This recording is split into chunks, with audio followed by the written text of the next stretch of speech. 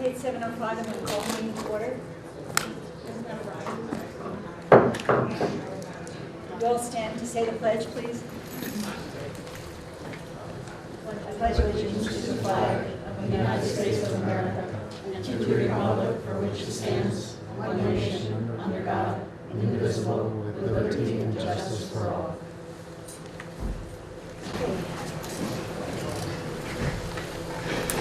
I like your shirt. Hi, Michael. Hi, Bill. Hi, Bill. Hi. Oh, is anyone seen our superintendent? I was just wondering. He's among the list. Alrighty. Welcome, everybody. Here comes Dr. Sal now. Sorry. Okay, go ahead. Okay, Albert. Here. Cooper. Here. Ferguson. Here. Lusky-Lack. Here. Hawley. Janelli. Matrina. Here. Me. Petrofessa. Here. Tabersack. Here. Tranzillo. So we have 3 absent. Okay. Let's do better than the 6. We'll start. All right. We have a recognition tonight. I'd like to ask the coach to stand.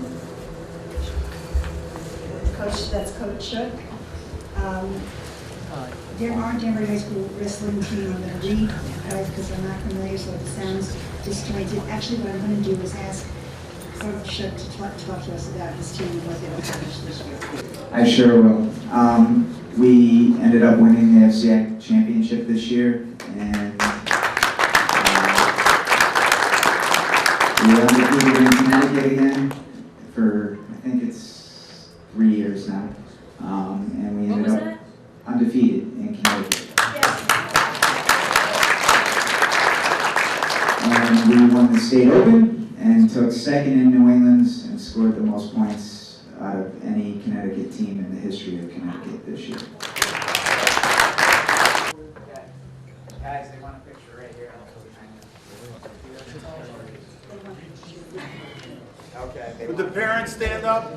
This is freaking. Thank you for giving us. You guys all look so beautiful.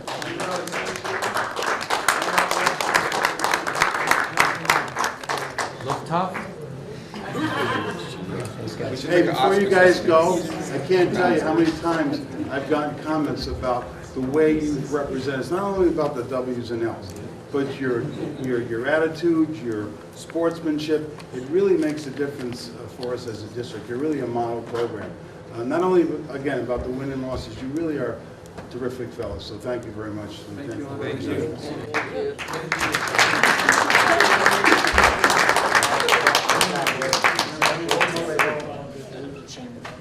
Thanks.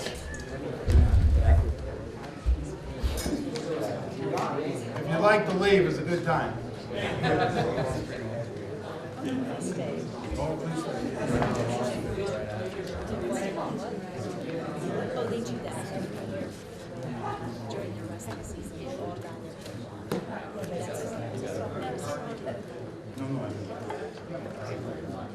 Yes, I know.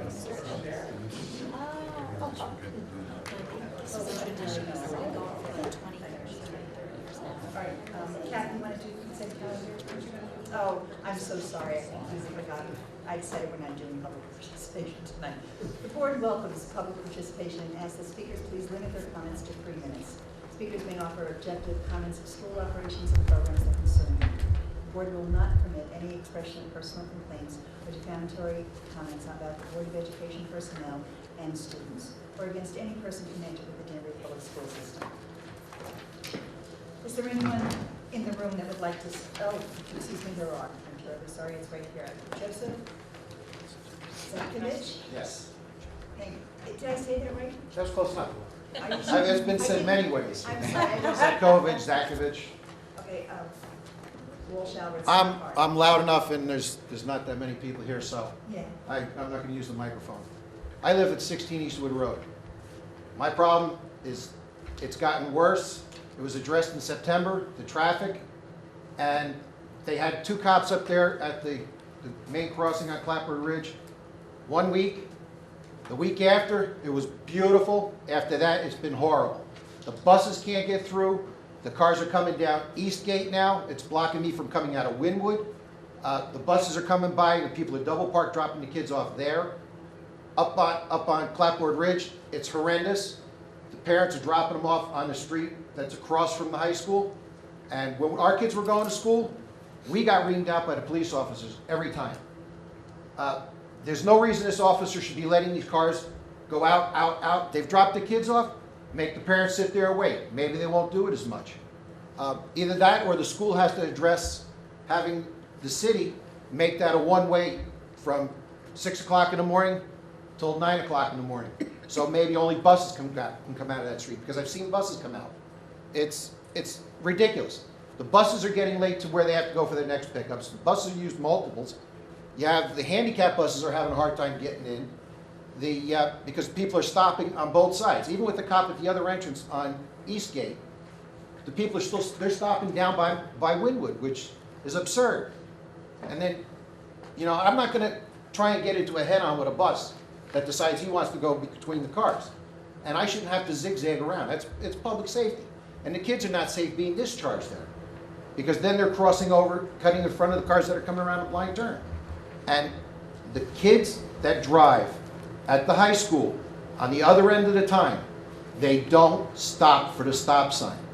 The teachers don't stop for the stop sign. The parents don't stop. I don't understand. The stop sign is there. Whether we need to put one of the police officers in a parking lot and start ticketing these people. I've had almost broadsided 5 or 6 cars in the last 3 months because they come up and they come shooting right out to go up to the traffic light because they don't want to wait. We need some kind of control. And they already put that traffic light down the road. And when the traffic goes, it's nice. The traffic light, there's nobody crossing there. I mean, it was a great idea. I don't know how it's saving anything.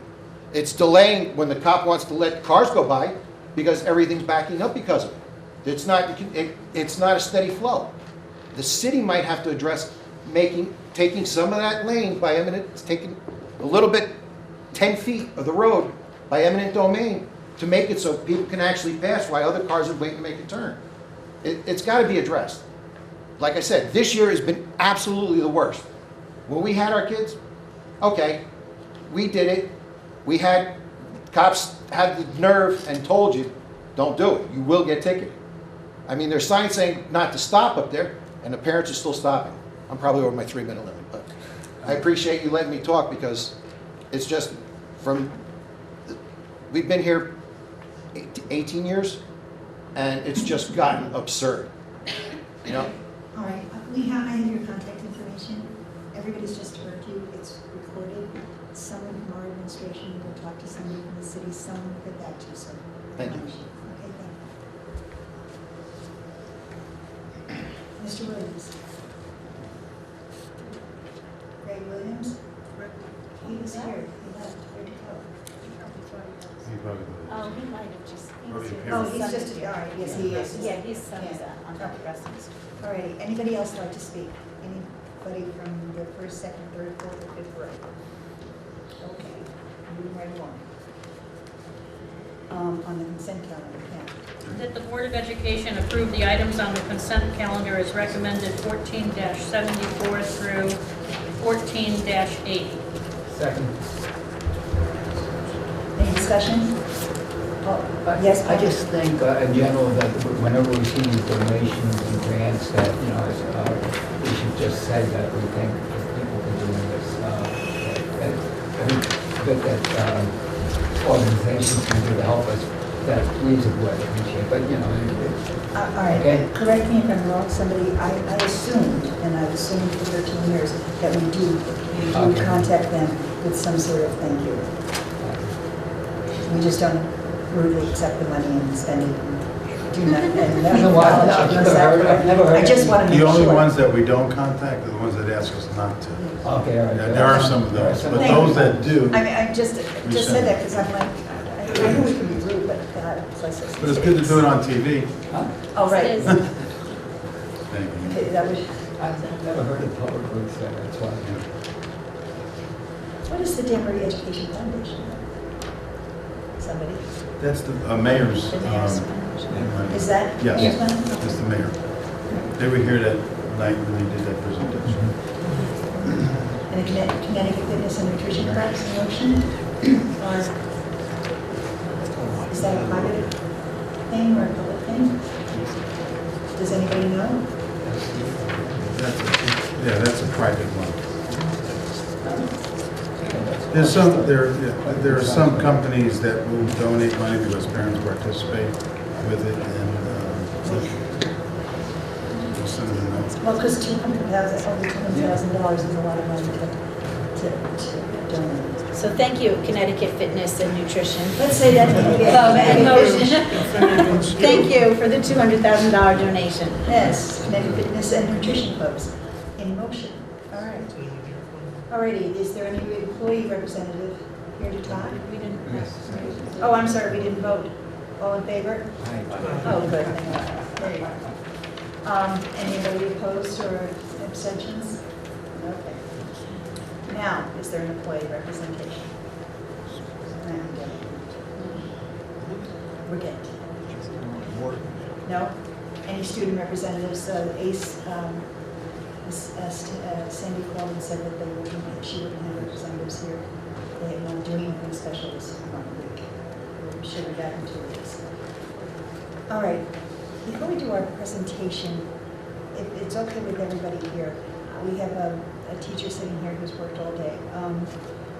And if we could do the action item for the Danbury High School field trip to Ireland first, so Ms. Welsh doesn't have to spend the rest of the night with us. Yes. Not that she said she would love to do that, however. My Irish eyes are smiling. I knew they would be. That's I didn't special. just work all day, I sat on scholarship committee and then I entered grades because tomorrow they're due. Okay. And that's why I'm not all dressed up for you. But anyway, I was wondering. 23 years I'm here. Okay. We've never gone to Ireland. Never. They go everywhere else. So I'm bribing people this year. I went and bought $200 worth of fabric. For the first 12 kids who sign up, we're going to sell a $150 hand-sewn quilt to put the money in the coffer so that they'll have the bus ride to the airport and the money to go see the storytelling Irish dancing, because that's not in the $2,700 that parents are putting up. The money is financed for the year. They just have to put a $95 deposit, and then we're 12 months of financing. How can we not say yes to this? We've never gone to Ireland. That's all I have to say, is that if you all want to come with us, there's seats available on the plane. Oh, I thought you were going to say the bus. We got, I want to say 4 kids signed up, but one of them is my granddaughter, so it's cheap. Doesn't but, count. yeah, but we're looking for at least 12 because Danielle Costello, one of our most famous new stars, is my compadre in this, and it's going to be a rockin' good time, and we're going to tell stories and learn literature and all the things that you should do on a trip to Ireland, except for all those other things that you shouldn't do. So that's what we're hoping, but I was mentioning to Bob, we're hoping to not have a day that we have to miss. It's that Friday, a year from this Friday, where the spring break starts. If our flight is going to be earlier, then we might miss part of that school day, but other than that, it's all over spring break. So that you need not worry that we're missing curriculum. Okay, thank you. And I intend, but we have to wait till we vote, because then we have to vote on it. Okie doke. Already, Kathy, with the motion? That the Board of Education approve the Danbury High School field trip to Ireland, April 10th through 19th, 2015. Seconded by Michael Ferguson. Any other discussion? All in favor? Aye. Anybody objecting or abstaining? Motion passes. We're going to Ireland. And the Lord bless each and every one of you. I could have objected just based on a trip to Ireland. The board chair has to go. Oh, does she? Okay. Board member is allowed to go. Yeah, you Yeah, can you go. can It's come up the $2,700. Because we're not part of your financing. The superintendent, when he comes back, will start with his report. I want to report, President. Parent University last Saturday, we had, Ann's not here leading her group, but there must have been, let's see, you were there on the meeting, right? We had Oh my God. 300, Ralph About was 300 in people. 300 people. There. About 300. About Yeah, 300. yeah, it was phenomenal. The way it worked, and we'll continue to do that. I was really impressed with all the parents that were there in the program. So that was just a phenomenal day, and I have to thank Ann is at a conference, so otherwise she'd be here tonight. That was Family Institute. Yes, Family University. Family Yeah. University. It was a great event. I mean, It was wonderful. And was that number up from last year? Oh, yes. It's, Typically, they get about 150, 160 people. I'm wondering if it was that wonderful ticker tape little thing that ran across on the website that announced it. Yes. As people went on the website, yes, it was. It was. Because of that, they were aware of it. I thought that was a great idea. I've been watching this website change. But the programs were good, the presenter, and I wasn't there for the main one because I guess the meeting ran 2 sessions, it was great. So it was a good day. It was well attended. What I liked about the attendance was that the demographic on the attendance pulled from every group of people, all across the board, socioeconomically as well as culturally. And it was amazing, and that's what I liked. It was a smattering of everybody. And it was just really good. Okay. It was a good day. Setting up B and E are set together, AIS and Magnet School, briefly. But our, Joe, I guess the last invites went on, so they're both filled. Both our West Side Middle School is filled and the AIS. The reason why I put Magnet School funding, we found out as recent as last Friday. We have a legislative meeting on this coming Friday morning with our group, the senators and representatives. The Magnet School funding was reduced by $35 million. And we're curious at how it's going to impact Danbury. Now, we did get something late this afternoon talking about expansion. Last week on on Thursday, we did get a call asking us if we ran our lotteries. They said, yes, we have, we're through our lotteries.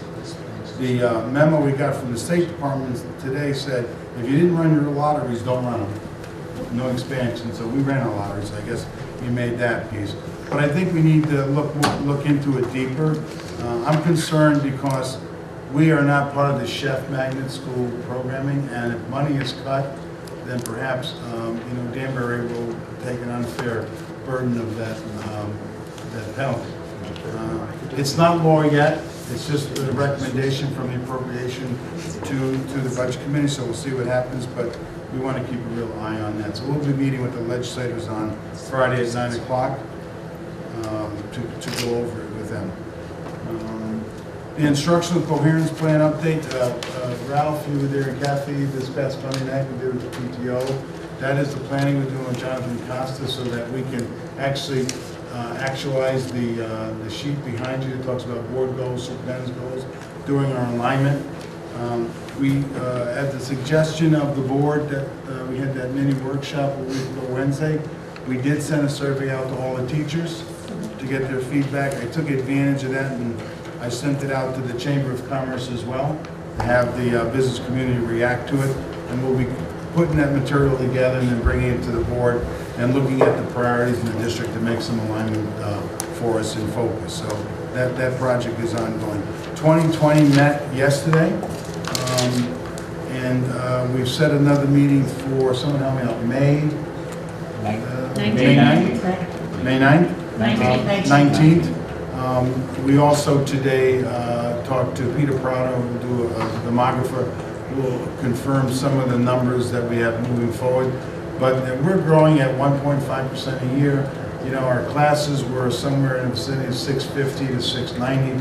They are now running 850 to 900. So sometimes with the predictions, you kind of say, well, you know, these developments are going up, and we predict that these youngsters will be here. But in our case, they're here. They're in kindergarten. They're going to move up. So it's not just a bubble. They're going to move up. I'm sure it'll move from 900 maybe down to 800 or 800 to 775. But our numbers are clearly moving up. But we thought we'd get the demographer to reaffirm that. And we could do that for relatively. Peter, we have information on Peter around $1,000, $900 to do an updated enrollment. Do it. And you remember we had one done this fall when we did the redistricting. So I think we have good information going forward. I think the building stuff's going to be exciting, the options that we talked about, but it's primarily, as you know, we've got the new middle school opening, we have the 3 additions at the elementary opening with the classrooms, full-day kindergarten going in next year. Now we're looking at the high school. Now we're going to accommodate, they predict 3,400 to 3,500 students up there. So we have some work ahead of us. So that's going on. With that, Madam Chairman, I am through. Wow.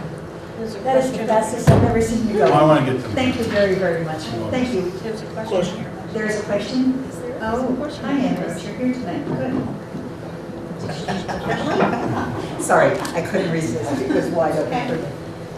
Dr. Saab, going back to the middle school academy, and you said 6th grade is filled, STEM and global.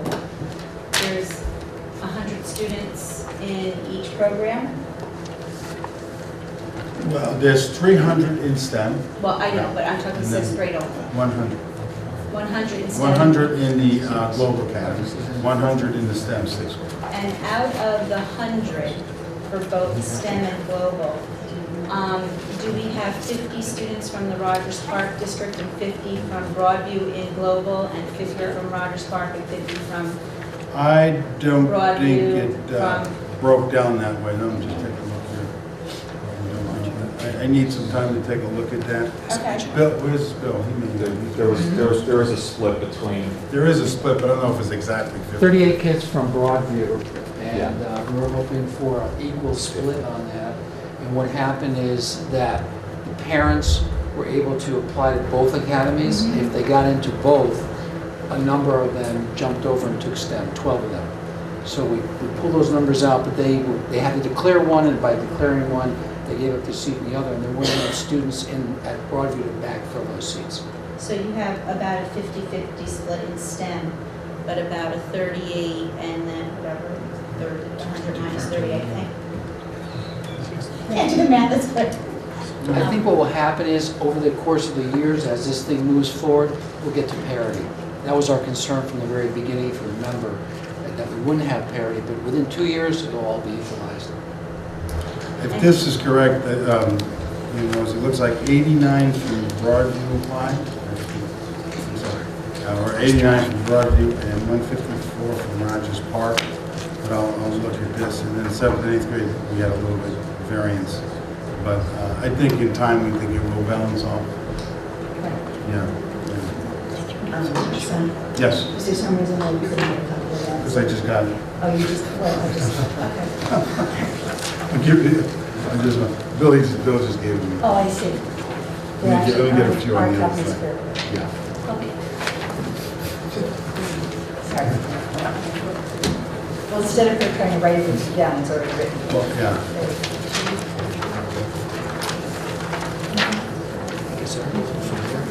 By the way, Debbie did a yeoman job in implementing it this year. It went really well. Yes, Debbie in Stan in Dr. Glass's office. Oh, It took a lot of time there. She spent a lot of time with us. good. So, Is there a lot of books? yeah. In your package, you have some, we have June 17th graduation, pending no rain. Information, we're required to increase our school lunch prices. We would not have made that recommendation at that rate, but we don't have the option. Inside your board packet, you'll see that we are required by the state to meet a mandatory metric for our school lunch prices. If the board remembers last year, we raised a nickel, and the hope was, based on our current metrics, current basic enrollment and students through the lunch line, my goal is to increase another nickel. And unfortunately, because of the state metrics and state calculations, we are looking at a dime increase on our school lunch prices. I hate to, I'll say it public, I hate to increase a dime, but there's probably $1.5 million worth of federal funding that comes through this program related to this, so we don't increase the dime. So I kind of want to put it on for information now. You'll see the area prices that are around. We are, let's say, low to the middle of the pack for all our pricing. Some districts have a tiered pricing where the high school is higher than the other schools. The issue though is if you went to correct it now, you'd have to move the high school lunch price maybe 30 or 40 cents. And I don't necessarily want to do that. So right now, I'm going to recommend an increase of a dime. And again, right now, for information, the action item probably in a few weeks. We'll also, we're still working on the metric, but as of right now, it looks like it's going to be a dime increase.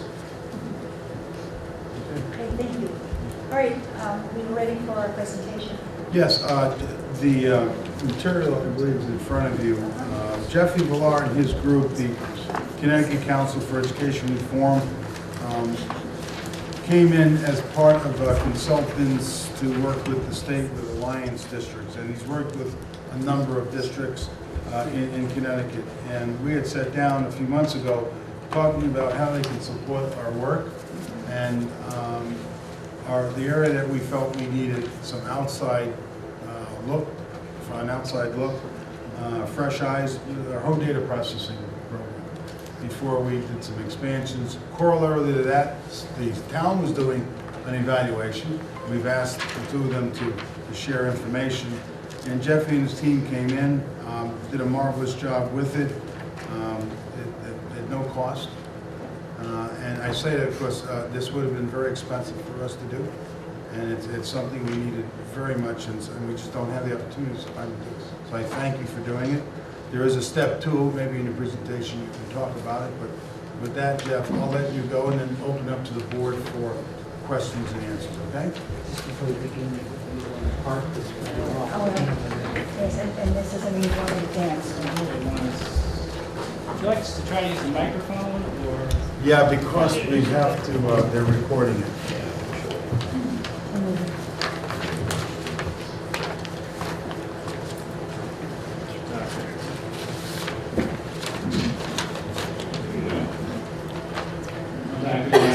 I want to thank you all for the opportunity to speak to you this evening. Again, my name is Jeffrey Villar. I'm the Executive Director of the Connecticut Council for Education Reform. We're a nonprofit organization whose real mission is to work with Connecticut school districts in an effort to close the achievement gap here in Connecticut. Part of my role as the Executive Director is one, to make sure that our organization remains fully funded. So I go out and I meet with nonprofit supporters, philanthropists, and speak to the work that we do. And that allows us as an organization then to come and partner with school districts. By experience, I was the Connecticut superintendent for 6 years and school administrator for a total of about 17 years. So I come from the work that you're doing, and I'm really pleased to be here today to be working in partnership to support the work that you're doing, because it's so critically important. With me tonight is Jennifer Cleesis. She's one of the associates at CCR, and unfortunately, our lead person that was doing the work with your town, Katie Roy, cannot be with us tonight. Unfortunately, she had a family member hospitalized unexpectedly. So I'm pitching in, so you can bear with me. I wasn't supposed to be the guy doing the presentation. That's part of the role as an executive director as well, to fill all the gaps. So I want to thank the staff of the Danbury Public Schools for really going out of their way to facilitate the work that we did. Again, having that perspective of being in district, it's not easy having folks come in and ask a bunch of questions, start probing into what you do on a daily basis, and really looking into all the corners and asking deep questions. Sometimes they can make you feel uncomfortable. But what we experienced as a team is that your staff was very open to our inquiry and very cooperative. And so I want to thank them publicly for that help and support. Because again, our mission together is to try to make your district the most efficient district it can be, so that we can have all the students in Danbury and across the state do well. So our project, working with you, and it is free of cost for Danbury, but it does cost quite a bit of money to conduct this type of analysis. We actually partnered with a company out of Chicago called Sagents, who has data expertise. So the Connecticut Council for Education Reform hired Sagents, brought them in to actually work with us in 2 Connecticut districts. And so the cost of a project like this is over $100,000. And we're proud to be able to bring that to you at no cost, so that this good work can be done. So the scope, what we did working with you, and there's 2 parts. We're very excited about part 2 as well. But this part, what we're talking about this evening, really was to take a look at your data department, both the IT side and the information management side, and determine whether or not these departments had all the resources that were necessary, the capacity to do the work, that is required of them in a modern school system. Then, again, working with agents who are also providing research-based recommendations on how to improve those departments. We essentially created a model based on the latest research in education on how to take data systems from a current state and looking at where you want to be in the future state, and comparing best practices from different school districts across the nation compared to what you're currently doing, and then make some recommendations in each of those key areas. Jennifer Willoughby tonight will speak more about how that process actually happened, and I'm going to go over the general recommendations and some of our general findings. This is a summary of a much larger report that we've created and presented to your administration earlier. So actually, I'm going to ask Jennifer to go into these 3 key findings, and then we'll move back. All right, so I'm happy to go over the key findings that we have for our report. We started with several questions. The first being, does Danbury Public Schools IT and Data Department have sufficient resources to meet performance expectations? What we found is that currently, the Danbury IT and Data Departments do not have the sufficient resources to meet the performance goals. We also found that Danbury is one of the fastest growing districts in their DIRG. However, it has the lowest per pupil spending when compared to other similar districts. And Jeffrey will go over the statistics a little more. Danbury also has lower IT and data resource staffing levels compared to their DIRG districts, except for Meriden, who has fewer students. And they have a recent instability in their data staffing department, so there's been recent turnover, which we believe has limited the group's effectiveness to meet performance goals. In addition, IT and data teams are understaffed, and they have a focus on time-consuming manual break-fix challenges. So fixing of computers or tablets within the schools. Our second question that we asked is to what extent is Danbury utilizing data at the district level, school level, and student level to improve outcomes? What we found is that the central office has a vision for data usage, but it still needs to assess the needs for schools and it needs an ability to centralize that data. We also found that schools have a limited ability to analyze the data, and teachers and principals tend to use a mix of Google Docs and Excel in order to analyze the data that they have from their students. There's also inconsistent forms and methods. Again, with the Google Docs and Excel tracking, there's not a central governance for data tracking in the district currently. But we did find that there's a high motivation within the Danbury school level staff to learn and grow in data usage. So we see this as a great opportunity. Our third question that we asked is IT service consolidation with the city the right solution for Danbury Public Schools?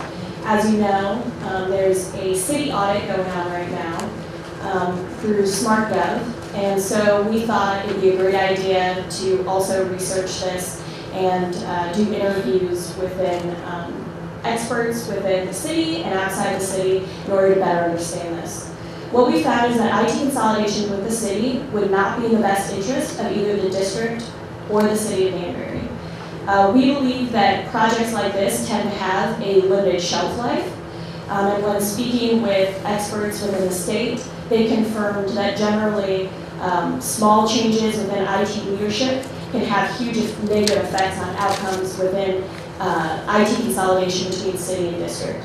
And it usually is dependent on having the right person in place. So it tends to be a one mayoral term sort of solution. We also found that we don't believe that currently the foundational principles are in place for success, which would mean collaboration between all parties involved and also having the right technology leadership in place in both the city and the district. In addition, research performed in other districts suggests that very little money is actually saved, if at all. So we spoke with both Stanford and West Hartford, who currently have consolidated IT departments between the district and the city. And speaking with them, we found that really there have been no cost saved. It's really been just efficiency. But again, they don't believe that it's going to be a long-term solution. So both city and district tend to suffer from forcing IT departments together if they don't have the right resources in place to begin with. So as part of their research, the team met over a 6-week period with staff members here in Danbury Public Schools, and also, as you heard, reached out to other educational experts in the state of Connecticut. Their sources are on all of our slides, as well as other districts that had best practices in place to verify some of the findings as they moved along, which we think is very important.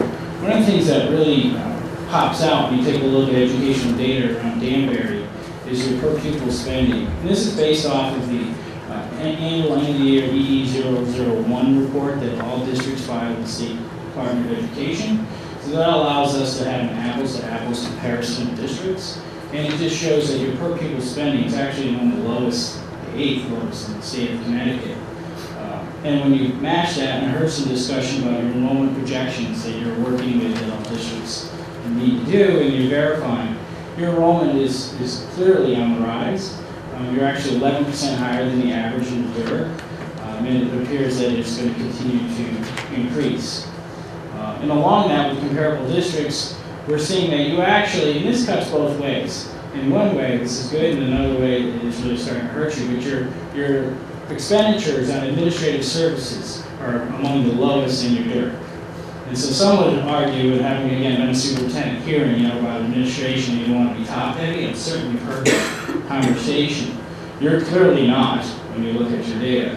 And in one of our recommendations that we're going to speak moving forward, though, is there is a need for some leadership in your technology department.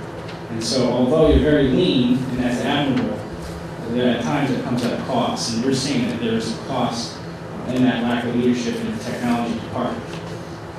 So Danbury spends less on administrative support services, more on instructional staff. Again, a very admirable thing. But this is the difficulty is finding that right balance in education between those needs for the support services and those frontline needs in the classroom. Okay? And so as you can see in this graph, we've taken a look at your colleagues, fellow districts in the DIRG with similar compositions and demographics, and see how you break down. And as you can see, you certainly are spending less than the majority of those districts. Then when we take a look at your IT staffing and the number of IT folks that you have assigned in your district, total of 9, and then you look at the number of devices that those folks are supporting overall. You're up over 6,000 devices and climbing, I'm certain.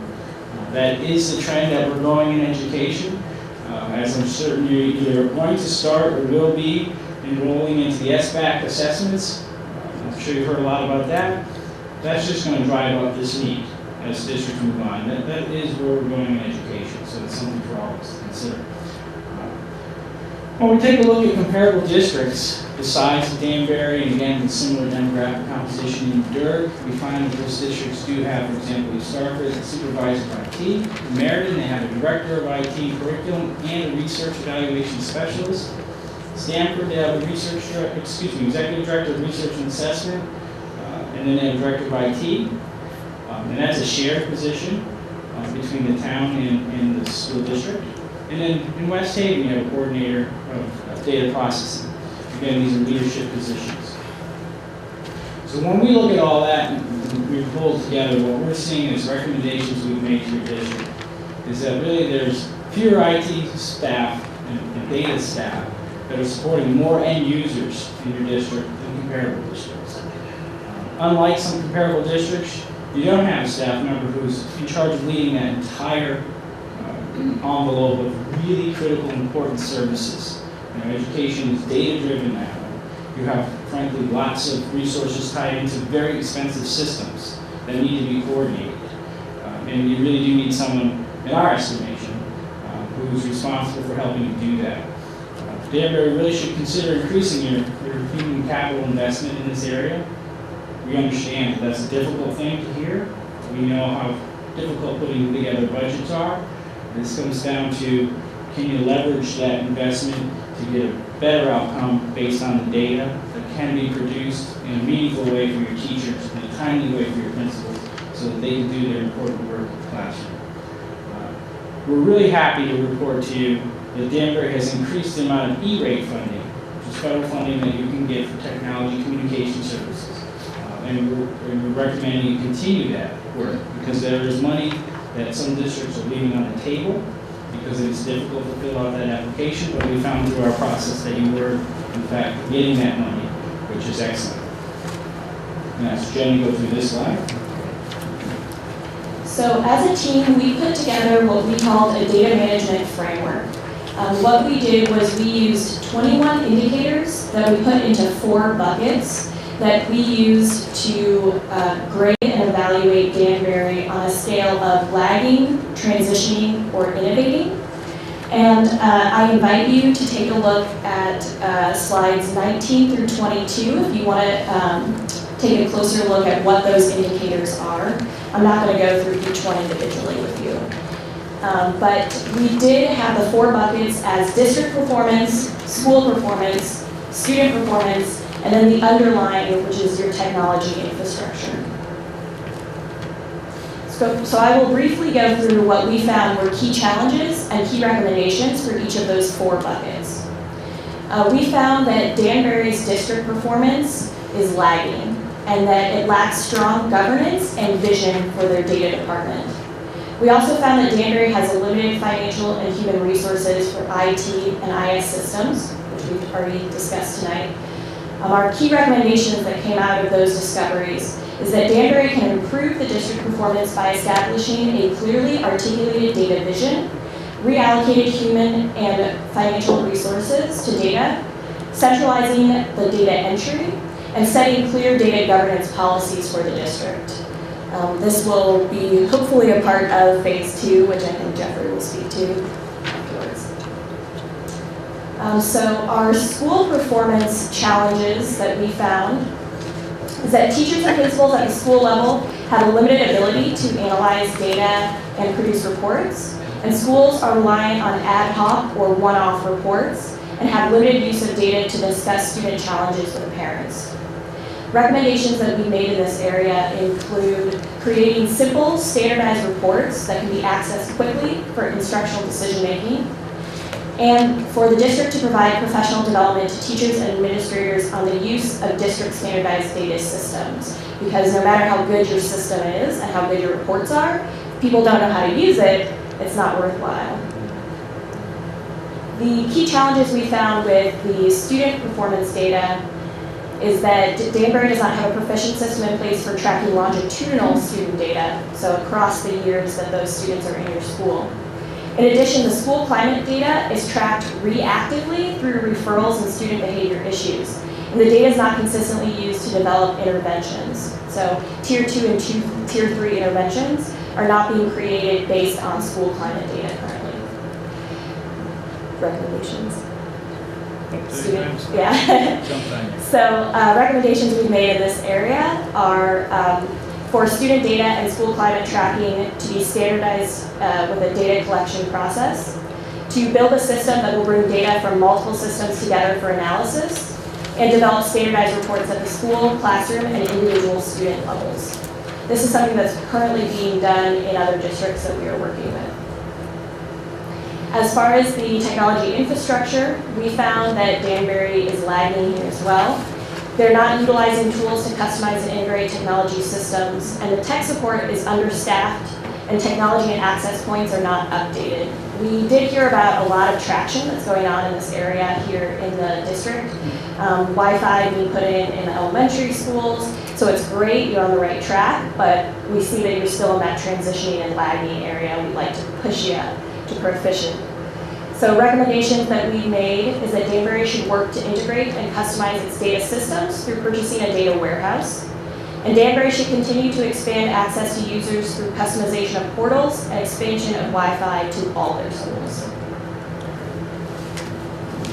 So as we were doing this work, we became cognizant of the fact that you're working with Jonathan Costa and the Ed Connection around your strategic planning as a district.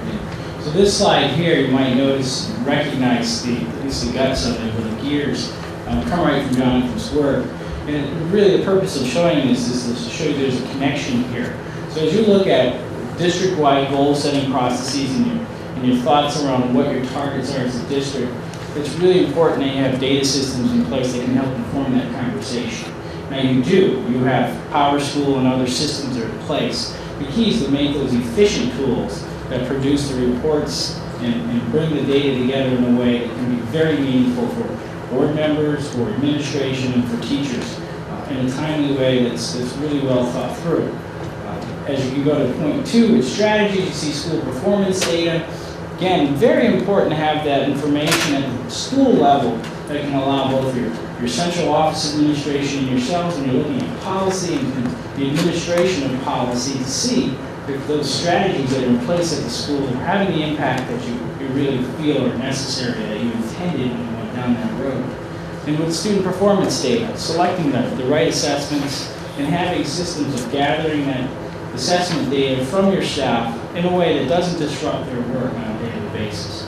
And I'm certain you want your teachers spending as much time as possible in front of the students, instructing and working with them, but we need to gather data from them at the same time that can help us form decisions and form this process. So using technology to do that in an efficient manner is really important.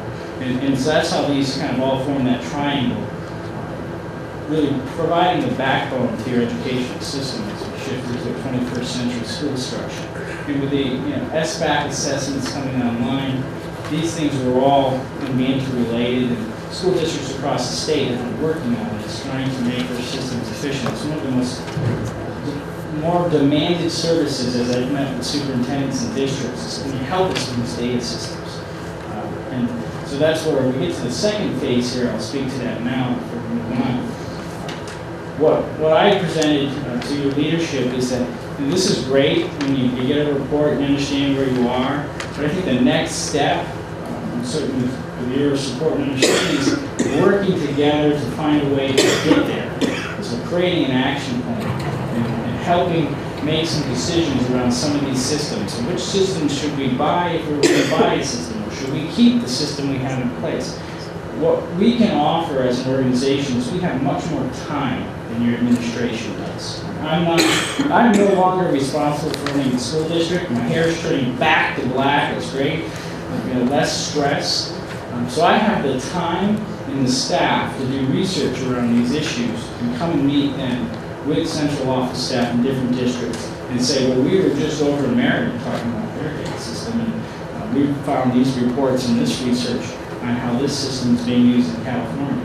And we can inform that conversation. So we're proposing to administration to enter into a partnership and working with your staff to help develop an action plan and then help them in the decision-making process where necessary, where they feel they need the support. And again, we're willing to do that as part of seeing this work through. Because we've invested, frankly, quite a bit of capital and time into this project, and we want to make sure that it makes an impact on the district. So we're willing to continue to partner and see this over the long haul. So very good work that Jonathan's doing. I was really happy to learn that he's doing that, and then he's going to share some of that. Strategic planning, to me, is a fundamental process that's really necessary.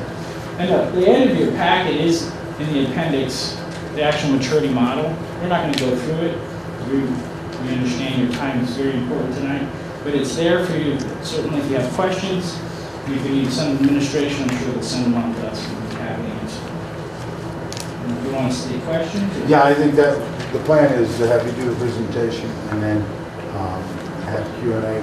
For the board's information, we had a presentation about 2 weeks ago. Since then, there has been people visiting and doing some of the things, so we picked up that part of the gauntlet. But I think a Q&A would be appropriate right now. Anybody want to start? Do we need Dan up anymore? So I think I probably should. We'd like to sit down there. Nice job.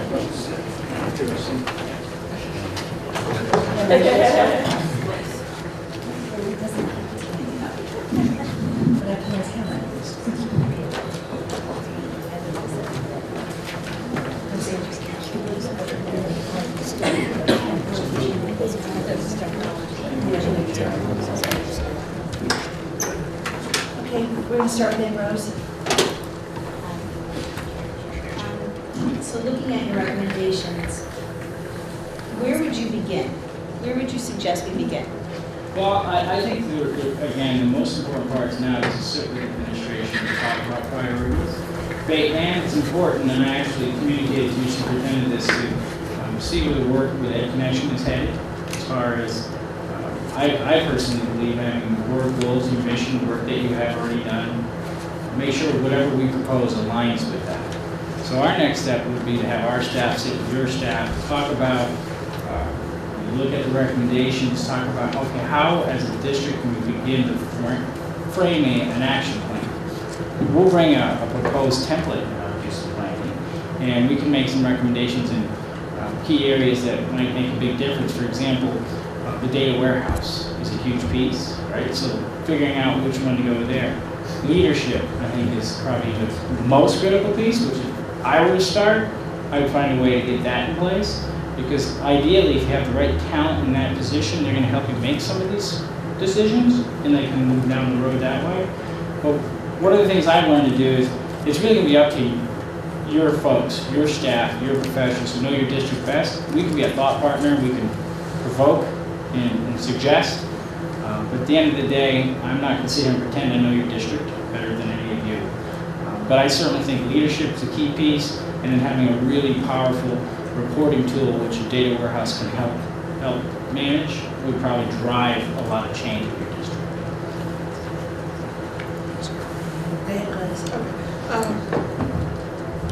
I hope you don't think I'll be harsh, but I sort of ask questions that way.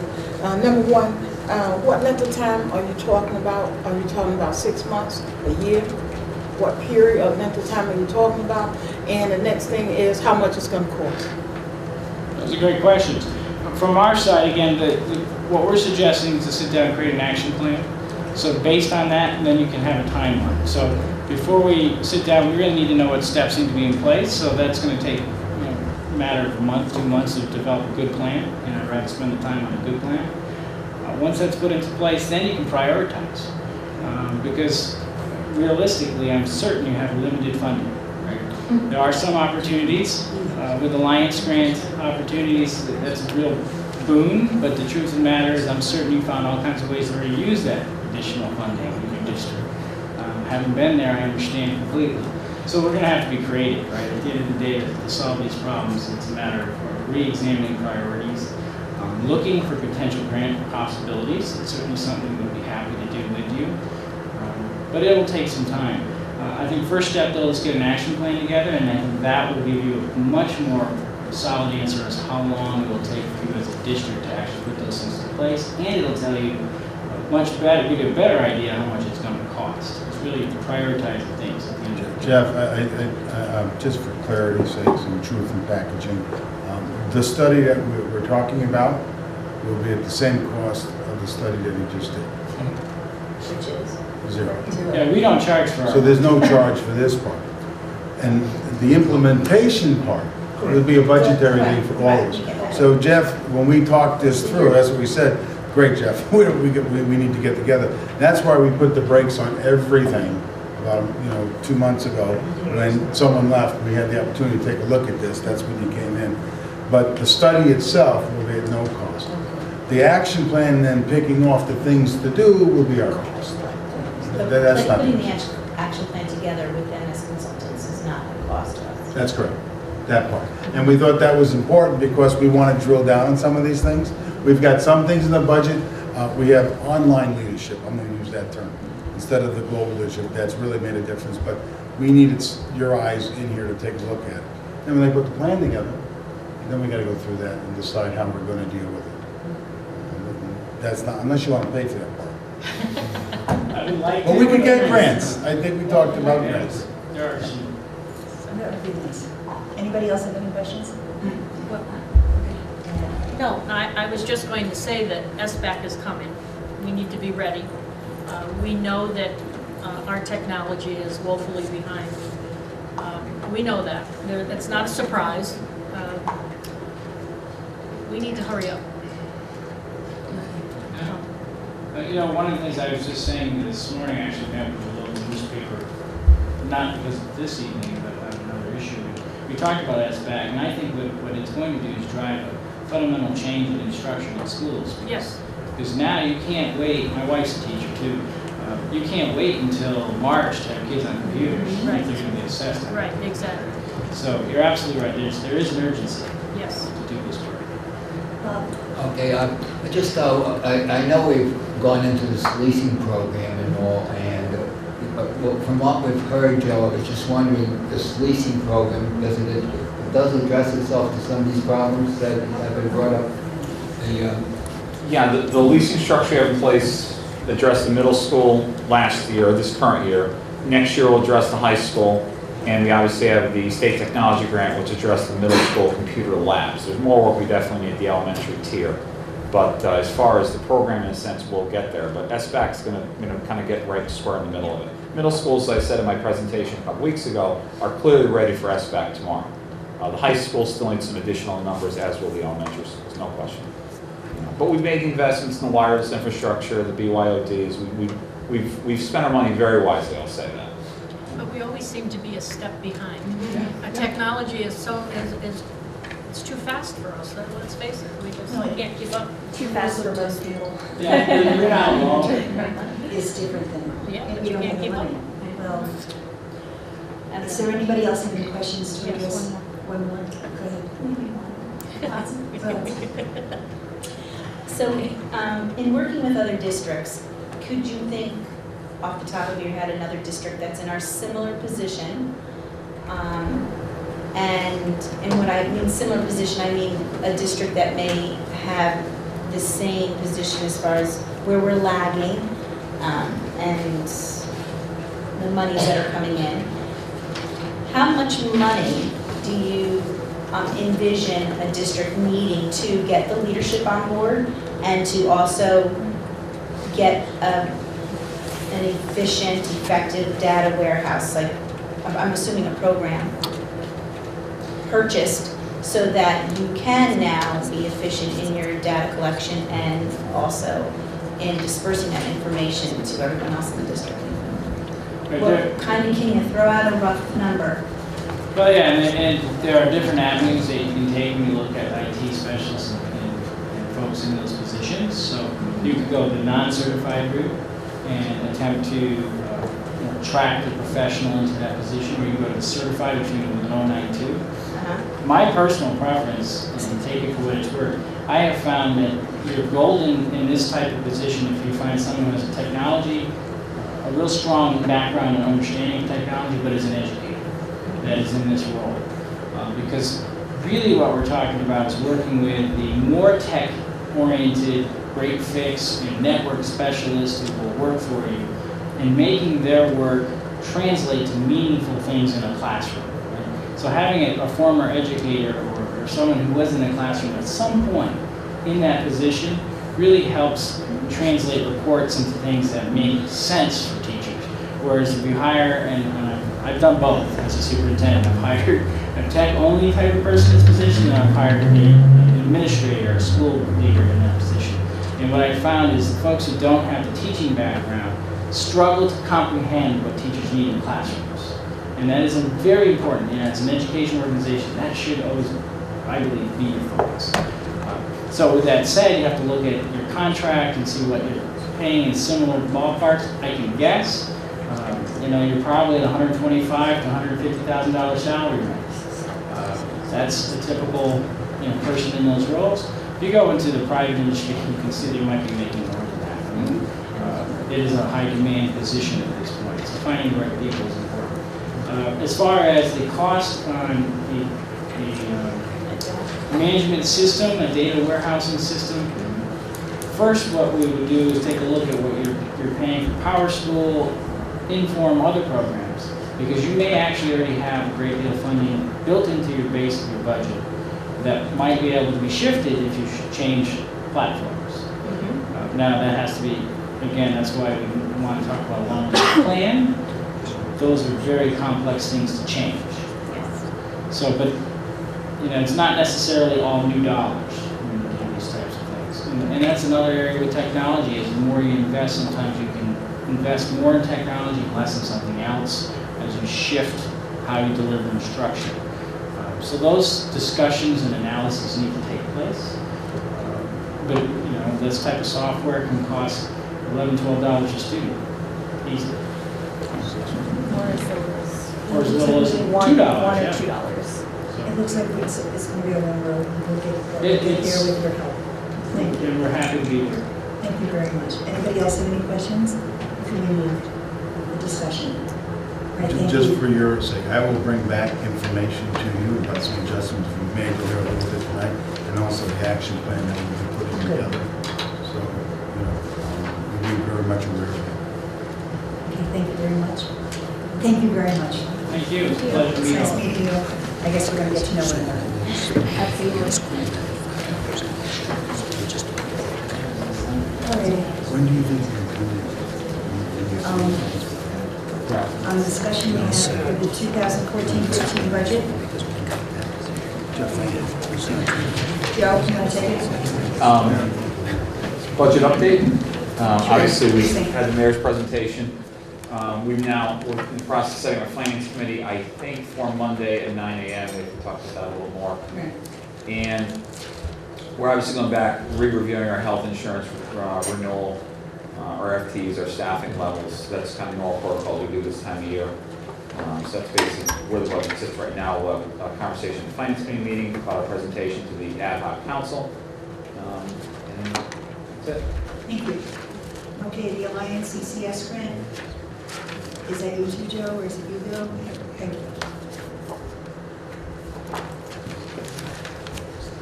Mr. Hawley last week, or 2 weeks ago rather, asked when we shared the initial cut at this year's, thanks, we shared the initial cut at this year's matrix, how we would spend the 2.2 million. Rich asked for what we did last year on that, last year's matrix. So what we decided to do, especially because we have some newer board members, we've given you all 3 years of this. The last page of the document is year 1, which is the least important. And as you move through, you'll see a yellow highlighter, that's last year's at the top. And then this is going from the back to the front. And then you'll see blue highlighter. This is the final version that we've come to. The first couple pages, excuse me, all of our work is driven by our theory of action. This is how the Board of Education rolls in a sense. Following that is what is the learning tree, and many of the board members weren't here when this was crafted. You can look down here and you can see these weaknesses, an absence of, an absence of, an absence of. Those absences have all been corrected over the course of about 14 years. And so the work that we're doing now, So the work that we're doing now is grounded in the work that we've been doing for more than a decade. And with that said, if you look at page 4, and it has the blue highlighter, additional student support and enrichment initiatives via ECS, 2.2 million as of tonight, April 9th, 2014. And I just want to highlight a couple points instead of walking you all the way through. This was very similar to the matrix that was shared 2 weeks ago, so I don't want to take your time and waste it by just rehashing that. So let me point out the changes. Increased full day K, the same. Phase in, I'm going down the left side, it says initiative. Phase in full-time math specialist, stays the same. But when reading department head at the middle school level, this has changed. We were originally going to put 3 department heads at the middle school level. The thinking behind this was we have 1 humanities in charge of social studies and English, 1 STEM in charge of science and math, and no reading. We were going to split the science and math and have 1 for each, split the social studies and English and have 1 for each, and then create a new position for reading. As an economizing factor to get more money into our instructional materials. If you remember, Mr. Tattersack was pretty passionate about making sure we could resource what we're doing, and we certainly agree as a team. We took that and we cut the 3 back to just 1. We still will have coverage. We'll have a reading department head, humanities, and STEM. So there is service being provided. We thought it was a pretty good way of consolidating.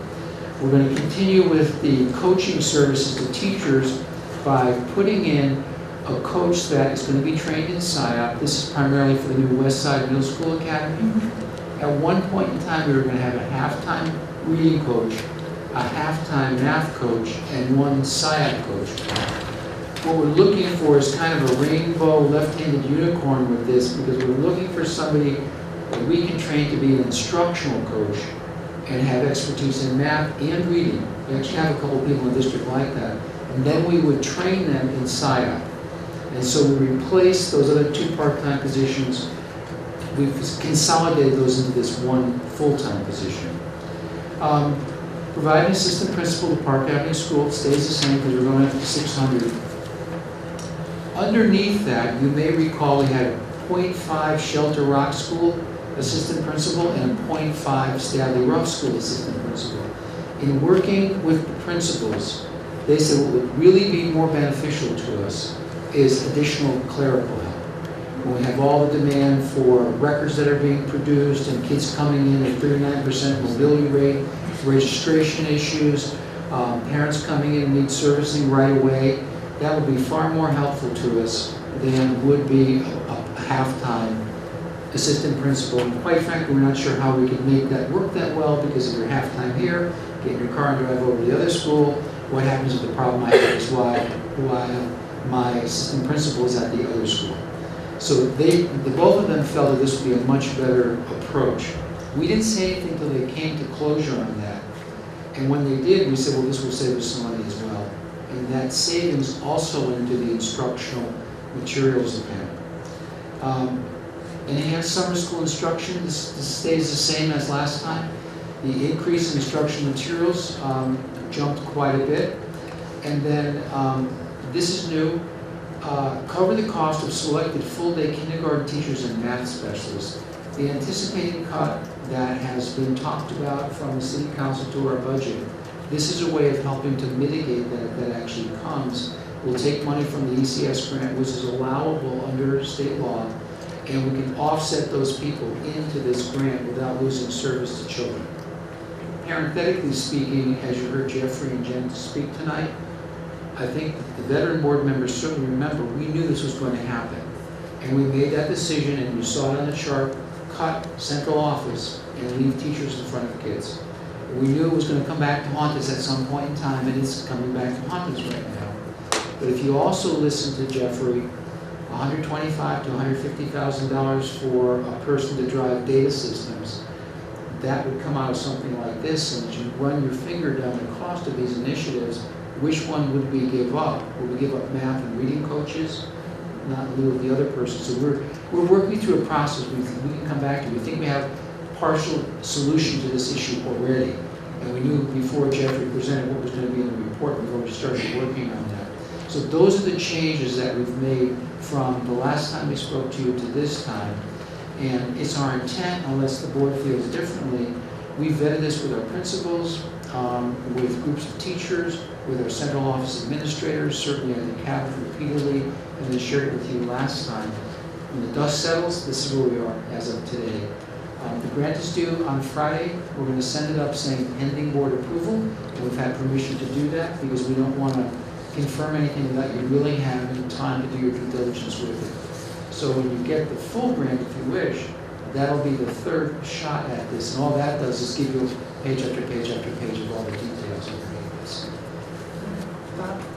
Just a question, the extra clerical staff that these two principals said they'd rather have, is that going to be covered by, is that able to be covered by the Alliance grant, given the fact that what is supplemental? No is the short answer. Joe might be able to talk that a little bit because we've been going back and forth. The Alliance grant, just as a contextual piece, is for closing the achievement gap. We can't make a compelling argument that by putting more clerical help in, it's going to be closing the achievement gap the way putting another math specialist in.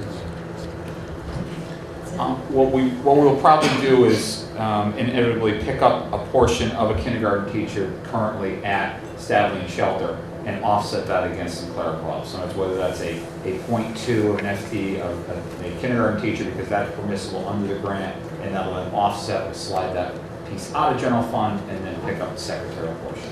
Part-time secretary support is probably about maybe 15 to 18,000 more benefits. It's a part-time position.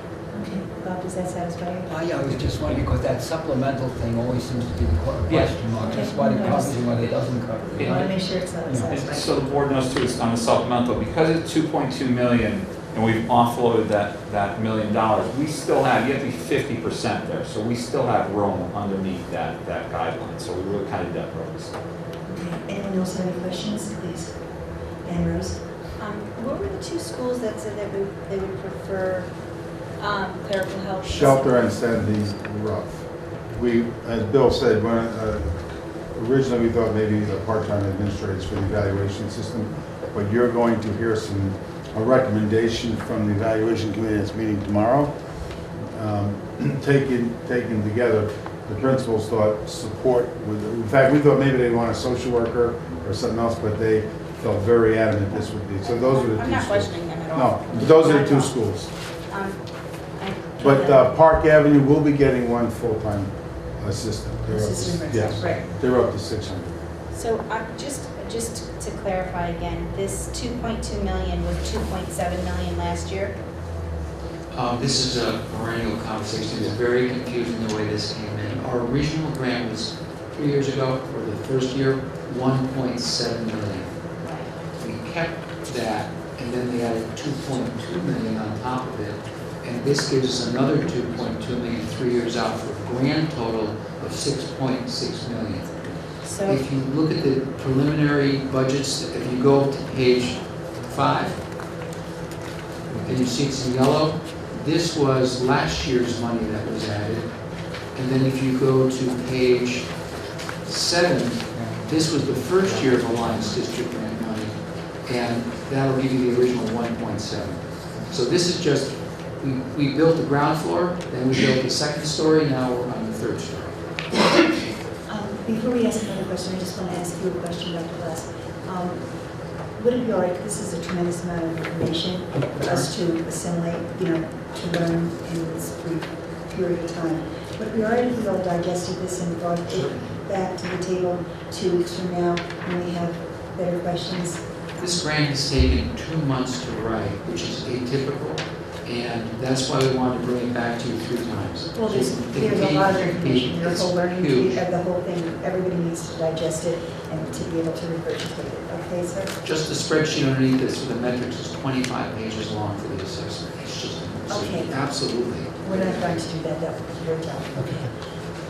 Go. No question. So the total is 6.6 million. 2.2 is reflected here. The other 4 million. That's new money. That's the best way to see it. This is the new money. The other 4 million, where can I go to find out where that 4 million and what's, just like you did here so nice, on what the initiative, the rationale, and how much? If you look at the next page, and again, this is confusing. If you look at the page that looks like this with the yellow highlighter, yep. That is where the previous money resides. And it has increased full-day kindergarten. What we've done, as a board, we decided, you decided, board and staff, we decided over 3 years, we would phase in universal full-day kindergarten in every school. So year 1, 1.7 million, we took a crack at that. Year 2, with the yellow highlighter, we added 6 more to the crack. This year's money, the top page with the blue, finishes that initiative. So when you sandwich the 3 together, that'll give you one initiative over 3 years coming to closure. But we're not getting, so we're still getting 6.6. Right, it's just accumulated. And these other pages, I can assume we're going to continue those same costs for this year as part of the 6.6. The only piece that would change, obviously, would be a salary increase and things like that. But this, the money underneath this, the 4.4 million, a better way of looking at this, that's spent. And you can't touch that because it's already covering teachers' salaries. Right, but it's described here is what I'm Yes, trying to exactly. say. So what I'm looking at in the page 5, 6, and 7 is basically it's going to be continued this year as well, this next budget year. Correct. What's on this paper, nothing's changing. The costs are not changing, the amounts of staff might not. That's what I'm asking. Yes, this money has already been spent. And the only change to that might be if we have negotiated like a 1.9% increase, then we bump that up. And so this is offset in part by the general fund, and it's that kind of ebb and flow that goes back. So the great question, the safest way to look at this, just look at the top blue page, blue highlighter page, because that's the money that we can move around. All the other money is I know it's the already new money, spent. I just wanted to still know where the old money was, that's all. The only person that I receives just that want is to make Sam. sure where it is. Well, no, and that's why I said we It's on need page to look at it, 567. digest it, and It's on then page get back to 567. you with serious questions that aren't. Remember where it went, that's all. All right, anybody else have any questions for right now on this? If you have any Dr. questions to Preston? get back to, just give us a call. If you want me to tell the number, let me know. Okay, especially the one on the end. Those two Pioneer programs. stuff. All righty, next, Dr. For information, we have the high school graduation date. Yeah, we did that, we did B. We didn't talk about the supper program, we did Right. talk about these. We did You wanted the to rest of it, mention yeah. C? Just quickly, we started the supper program at Ellsworth School. Yes. We had 75 diners the first day for opening, so it was actually really neat. We partnered with our ELP program, which is Ellsworth is one of our largest sites. So program's off to a running success. We think there's an eligible, approximately about 110 students we think are eligible to go, at least for that location. Every child that goes through the line is free. That's part of the program, the way it's designed for the feds. There's only 10 districts in the state right now offering supper. This is a pilot for us. I don't necessarily see it as being a full rollout across the district, but we just think we're going to have a few sites and that's just pop up. Why do you think it will be rolled out? I mean, The- that it won't be- It's not necessary? One of the snags we hit is, you obviously, the goal of the program of school lunch is always in a sense, small loss to break even, that's because you're feeding kids. Some of our sites don't have a lot of kids in ELP, so you need at least a certain base population to kind of in a sense get to that break even. It's up that 60 student number. So right now, at least that's where Ellsworth kind of fits. But yeah, so far so good, pretty neat. Okay. I think it's a great program. I think it's wonderful. Great. Okay, so it's dinner. Yes, they call it supper. Well, supper. Yeah, I'm sorry, it's supper. It's about 4:30, 5 o'clock, and they did, first day was, they did a burger, was the first day. Okay. So now we have breakfast, Breakfast we have, then we have lunch, we have lunch, now we have supper. now we have supper. We have snack too. But there's snack. What are the snacks? Maybe your last Back supper. program? We do what's called Seamless Summer, we do have that, which is a brown bag program across the city. There's sites that are open throughout the summer to feed children. And, No child goes hungry at the end. Well, that's not child goes hungry. It's sad because people don't understand there are children that are hungry. It came as a big shock to me. we have, Not in our One schools. time. we have, through Andy's program, there's some kids that the only hot meal they see is, there's a Wednesday night program Ann runs, and a lot of times it's the only hot meal some of those kids see. So, Well, we've heard that's- that repeated, so it's, It actually made me sick one day, and I've been sitting here for how many years I was sitting here, and they said that the consumption of breakfast after a long weekend triples because sometimes that's the last meal that's had when they leave here. we are also now piloting breakfast in the classroom at Millridge Primary. I don't know if that pilot started yet or not. And Why hunger, would you do it in the classroom? I don't understand, because you already have breakfast. we do, the theory is more kids will take advantage of breakfast when it's kind of in the classroom setting. Some might come in late from the bus and don't necessarily go through the line for breakfast and that sort of stuff. So, yeah, we are. I'm sorry, my ignorance, it just is important to hear the details. Yeah, and Hunter, Connecticut, which is a not-for-profit, we're working with them closely. They've been a big advocate in supper program, helping us along with that. So it's good. Yeah, good things. It's another thing we do well. Yeah, and just so everyone knows, the school lunch program, in a sense, is paid for primarily as a self-sustaining program. There's not a dollar that comes out of the general fund. I was, that thought didn't even go through my Yeah, mind, I'm it's sorry. a $4 million program in the sense it exists on our own with contributions, lunch program plus federal funding. Thank you very much. We're going to update a handout I gave you because there was a line missing on the enrollment for magnet schools, but we'll get it to you. Thank God. There was one Absolutely. line under this. Okay. No, that was lame. Moving along. Moving Thank along. Oh, now it's my report. Here's my report. We've talked enough about everything that goes on here. And we have grievance coming up, so we need to get out. All I'm going to say to you is Friday morning, we're having the legislators here, okay, for breakfast. It's what we do well, guys. All right, we don't write curriculum, we don't build schools. We politic well. And then we need to be here with our big mouths to talk about what we need for our kids. All right, we just talked about technology as one piece. I just had somebody said the other day, well, what do we need technology for? We don't need technology. And because people don't understand, it's not reading, writing, and arithmetic anymore, okay? That we're getting our kids ready for the real.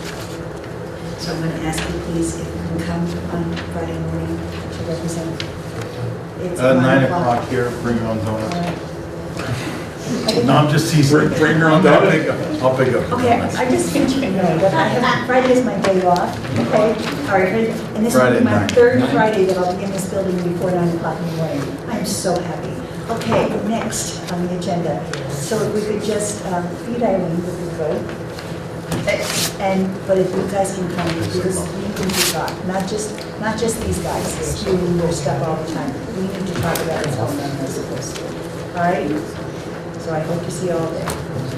I don't have anything else unless you all have something to talk about your schools. Nobody? Nobody's gone to governance, nobody's gone to a PTO meeting, nobody's We gone. went to citywide PTO, Oh, okay. and there is a, Danbury Children's First is having their, on Friday, May 2nd, the Danbury school budget. They're having a charity golf tournament.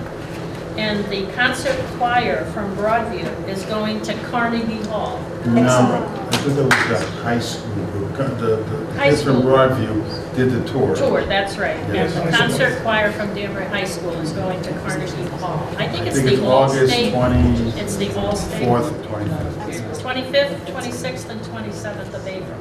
Well, I thought it was April. I think we got misinformation. No, I didn't think. It is April. Yeah, she Well, she made it. Yeah, Did April, right gates. Okay. which I thought was very nice. So maybe we should acknowledge them next time. Yes. It's nice that we all have all the sports people here. Maybe they can Nice And to May have- 2nd, May 2nd, on a Friday. Okay. Did we hear that? Yeah. Did we hear that we run the Yeah, they're gonna sing Star Spangled Banner. That's okay with me. That, are you at the next meeting? Or the meeting after they We're go? gonna invite them and see if they'll come. And they're gonna sing? I'll ask them. More power to you. That'll make me smile. Okay, anybody else have anything else? Anybody else has a story? Yes, I was at Mill Ridge Primary's PTO. Could you listen, please? Thanks. Mill Ridge Primary's PTO last night. Oh, good. Other than the standard discussions on fundraisers and a lovely language arts presentation, I just wanted to find out if the letters had gone out to the parents involved in the redistricting yet, because there was some concern among teachers and staff. I had not heard that the letters had gone out yet. Yeah, the letters, actually, we triple confirmed the lists because accuracy was more critical. So they were literally piled down in the transportation office about tomorrow. Okay, so they are sent Yeah, about yeah, they tomorrow, are. because they were concerned that, Yeah. it's April, No. and then May zooms by. We're well aware. Parents who have children going from 2nd to 3rd grade who have the option to keep Yeah. the kids there. Good. There was concern that they hadn't heard anything about the letters, that they would get out quickly. When we pulled the lists were about maybe a month old, and we were pairing them up against current, and so we're gonna have to recheck them all, so accuracy is good. Okay, anybody else have anything? Thank you. All righty. I'm sorry? No. Okay, well, yes, here comes the motion. No, no, no, no. You're going to hear the grievance first, and then adjourn into executive session. to Third, discuss. okay, thank you very much. That's what we paid. That's all. All right. So I think we might want to maybe just hit the table a little bit. Yeah. So we hear. Or, public so session. tonight you have one grievance on your agenda. And I guess, Tom, if you want to come up, we'll put you at that table. And after you inquire both sides of the position, if you have questions, you may ask them, and then adjourn into executive session to deliberate. Your decision is required within 10 school days of tonight, given the way in which you have. Thank you very much. Can you go fast enough? Can you go fast enough? Yes. Yeah. And we don't. Mike, Yeah, exactly. Old Navy. Like 12 hours. Well, this is the championship. It's a classic. From Old Navy for $5. Yeah. Right? Can't beat that. Who did this?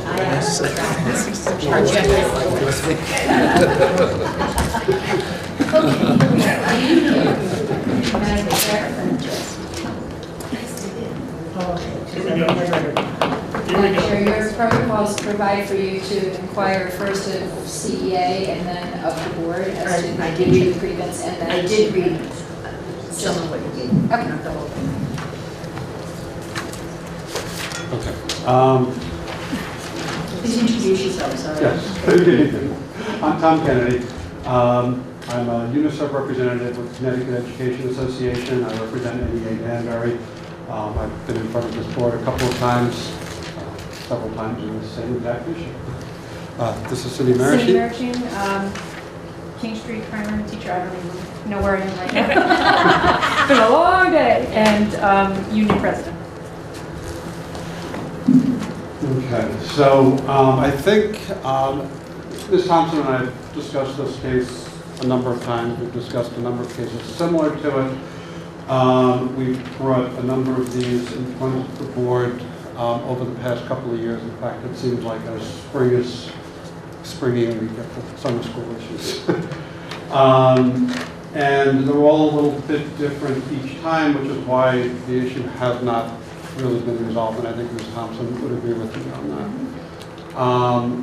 We don't disagree on the substantive facts of the case, so I think we're just going to stipulate quite a bit of our testimony. We're in disagreement, I believe, in two areas, the critical area being the interpretation of the contract language, and the second area being the response of the teachers. The grievance involves a summer school position that was posted at Morris Street. And I believe 11 teachers applied for the position, 9 were accepted, and the 2 who are not accepted, Lori Woodruff and Donna Seska, there's a grievance. They are the, actually they are the 2 most, no, they're the first and third most senior teachers of the applicants. The contract calls for, if all the qualifications are, the exact language is, where applicants are substantially equal in qualification, the applicant with the greatest amount of seniority in the Danbury school system shall be given preference. It is our position that given the posted position, where all the candidates were substantially equally qualified, the determination then should have gone for seniority and has not. So I have 15 copies of these, and I'm hoping that's enough. Yeah, there's way less than 15 of us. Okay. So this is the grievance that was filed. Do you want to put that on that side? Yeah.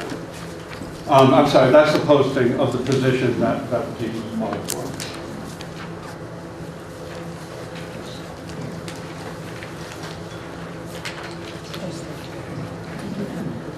And this is a list of the teachers who applied for the position along with their seniority date.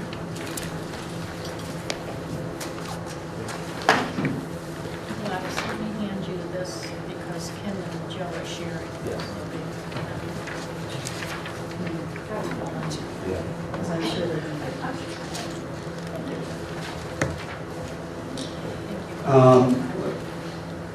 The 2 teachers that were not accepted who have seniority are Donna Seska and Lori Woodruff. They're on that list. So we filed a grievance after we attempted to discuss the issue and to come to a resolution like we often do, and we did not come to a resolution. So we filed a formal grievance. That's a copy of the grievance.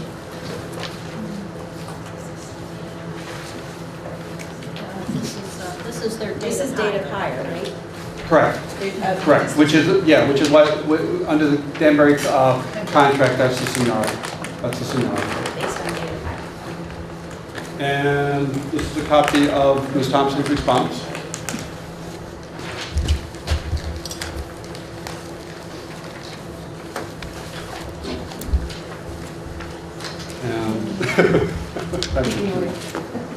She does this all day. This is a copy. This is One the more con- time. This is the relevant contract language. Actually, there's two more after this, but we're going to take a break here for a moment. This is the relevant contract language. Kindergarten teachers used to jump in. Yeah. So under the relevant contract language, the board or the board or designee has the authority to create a position and to state what the qualifications are for those positions. Internal candidates who are qualified shall be interviewed for those positions if there are interviews. In this case, there were not interviews. And again, if you look at section 4, candidates that are substantively equal in qualification will be hired for the position, will receive the position. And our position has been that since the only qualification for this position was certification, elementary certification, anyone who had elementary certification was qualified. Therefore, it would go to the person because it was substantially equal in qualification, the position would go to the person with the most seniority, which our two grievances would have been among that. I'm sorry, did you say there was no, I thought I heard you say there was no interview done? Pardon? There was no interview done, it was just... No, there were no interviews for this position. The other issue that is, that we disagree on, well, I'm not sure if we disagree on it. The two grievance were offered a summer school teaching position in another program. It was not the Morris Street summer school program. They did not take those positions, and they did not take them because they had not been informed that they didn't receive the Morris Street position at that point. Plus, the position they were offered was a lesser position. It was 8 days as opposed to 16 days and 5 hours. So they refused the position they were offered, not knowing that they weren't being offered the position. And they did not come. I do have statements from them that is in fact the case.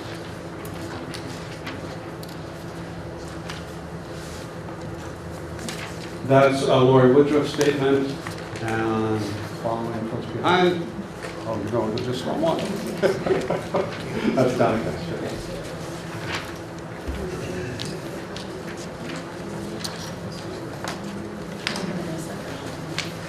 Can I ask another question, sir? Yeah. I believe I can, right? Yeah, you're the chair. Ask away. The two people that were not hired for this program Yes. were offered another position somewhere else. Yeah. Obviously, their longevity, they were hired, they were long-term employees. Seniority. They had seniority, that's the phrase I'm sorry.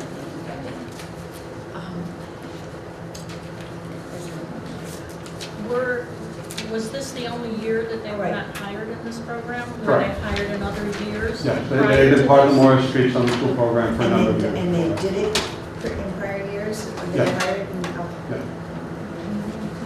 I believe 15 to 18 years, yeah, they have been in that Morris Street program for a very long time. Okay. They are not currently teaching at Morris Street, admittedly. Okay. But Where are they teaching? AIS and Rogers Park. Yeah. Okay, I'm sorry. Oh, I'm sorry. All right, that were my questions, go ahead. So the other teachers that were hired for the summer school for Morris Street, out of the 13 of them, is that correct? How many? I believe 11 were hired, several of them were in a job share role, and several of them took the full position. But this list is the list of all that applied. Right, right. And 11. It's just, Okay, that number. it's just Lori and Donna who were not accepted, right? I'm not even sure from where to list of Yeah. people that applied, I believe so. Yeah. They go more street stuff. Okay, out of just curious. I see 15 names here, so I just want to make sure I'm clear on this. You know what? If you look at Kim's statement, she has who actually worked the Right. program. The response from Ms. Thompson does have, So it was 11 applied and 9 accepted.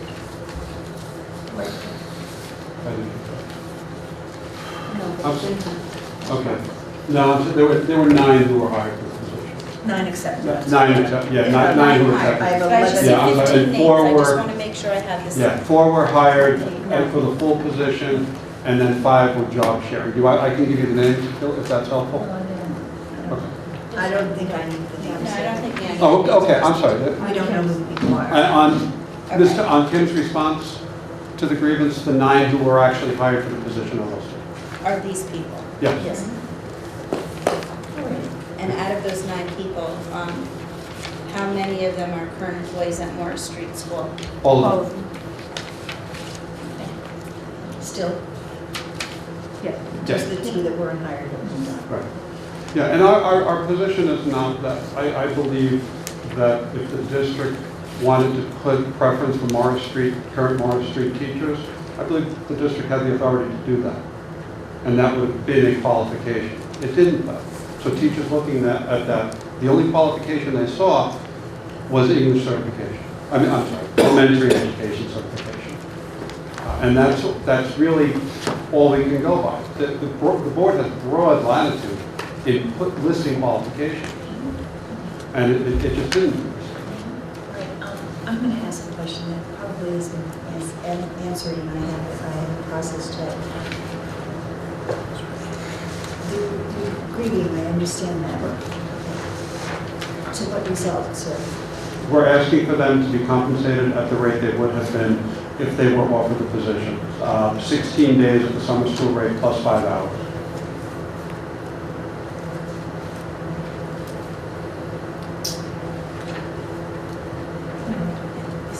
Does anyone else have any other questions? Mr. Kennedy or Ms. Marshall? Yes.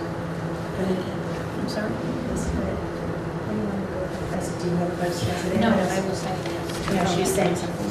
Yes, I'm sorry. Does anyone, again, So based on what you've shown here in the wording of the contract, besides the certification, the only other qualification would be for seniority?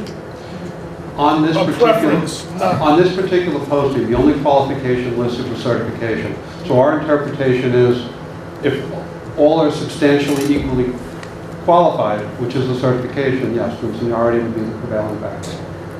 Would be the preferred factor. Well, prevailing, I would say. No, I would say the qualification is the preferred factor. So again, to use my example, if the qualification was current teachers at Morris Street, that would certainly prevail over seniority. All right, and this is the actual posting. Pardon? This is the actual posting? Yes, it is. all right, according to my rules that I have here, the rules to use under the conclusion of the grievance presentation, the administration shall present its case. Thank you. That would be you. That would be me, thank you.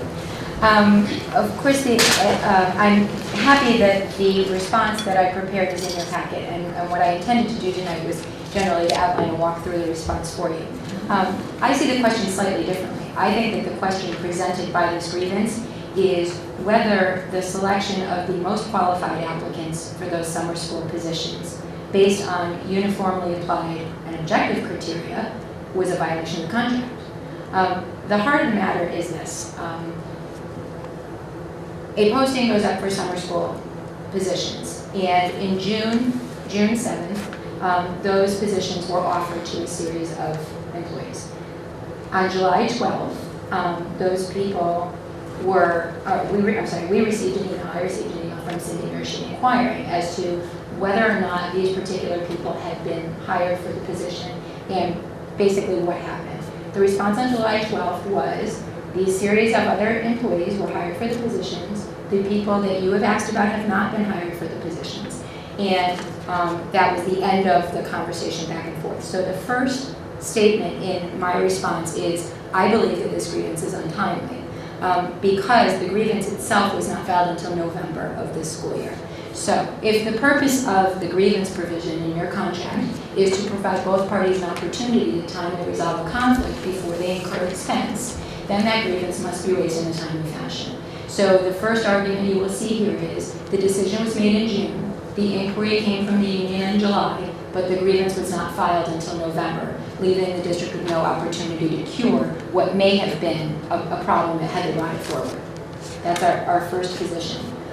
Second position, and I don't want to get too technical, but I do want to talk a little bit about this provision that we're talking about in particular. This is Article 12, which is photocopied for you. You will all remember, those of you who have been here for some time, that the administrators used to be in the teachers union. And I believe that the history of this provision, given its title, Promotion to Bargaining Unit Positions Separate from the Teacher's Salary, was a reflection that there were some positions that were not going to be teaching positions, that were going to be something else, that were still in the bargaining unit. So part of what we are dealing with here is now a stretching of this provision to apply to summer school. And I would submit to you, just as a very basic matter, I'm not certain that this provision applies. And I've raised that issue as well with the union, and would that we go further than this process today, please be aware that that's another concern of mine, is whether this is even a provision that applies. But if we even get past that, I believe that the way in which the union is attempting to read this contract is fatally flawed. One thing that I always do is I try to think about plain language, and I looked at what's the definition, the common definition of qualification, because this provision that they're citing says that there shall be a notice of vacancy, and that said notice of vacancy shall clearly set forth the qualifications for the position. That's in section 2, with a little q. Well, Webster's talks about qualifications, and they talk about in that these should be official requirements, conditions or requirements like passing an exam that must be met by somebody who is to be eligible to be considered for a position. And so I certainly believe that when this provision was written, and it talks about a vacancy setting forth qualifications, one of the very basic fundamental qualifications for a summer school teacher is certification by the state of Connecticut. It helps us to sort when we have people who may be paraprofessionals, who may be school lunch employees, who may be custodians, all of whom apply for summer school teaching positions. So the very basic qualification with a little q is that you must have state of Connecticut teaching certificate. Now, the next piece of this provision of the contract says, qualified teachers who apply for positions through the process shall be granted an interview. If in fact the only standard we were talking about here was this basic little q, a test or some sort of certification you need, there would be no need, this provision would be redundant, there would be no need to conduct interviews, because if qualification only meant to be certified, then we would skip straight to the next standard, which is that everybody must be appointed by seniority in this case.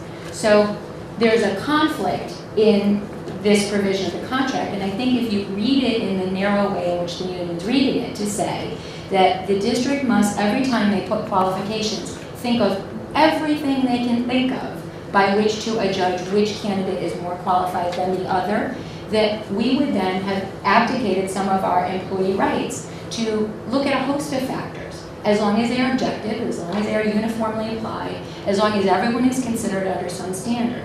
And to now suggest that the Board of Ed must do the following.